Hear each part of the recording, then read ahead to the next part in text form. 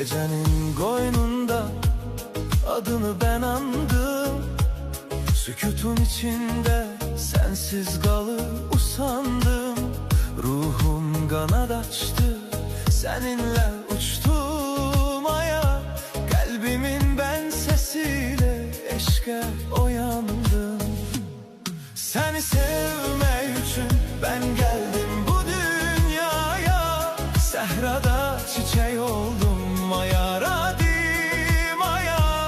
Seninle yar adnaya, kalk bulutda yağış.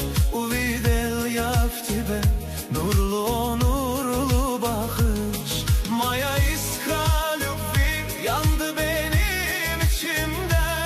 Tifsik maya radnaya, benim kalbimde. Çevrildim çeşmeye, karıştım ben çaya. Seni sevmek için ben geldim bu dünyaya. Adınla başlayır benim her yeni sabah. Sensiz maya radnaya dinmeyir ahva. Bir bakışın yeterli, жизнь меня yetsa. С тобою все мечты исполняются. Seni sevmek için ben geldim bu dünyaya. Sehrada çiçek oldum maya, radim maya.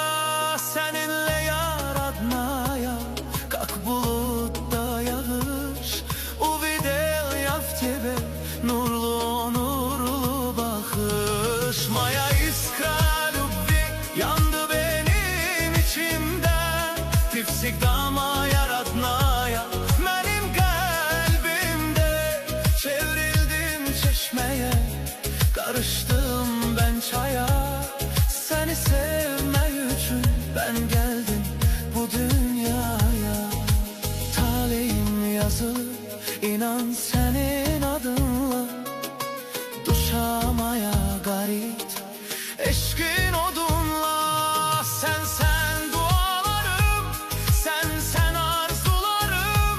Tidlemin aradnaya, stalam ey canım. Seni sevmek için ben geldim bu dünyaya. Sehrada çiçek oldum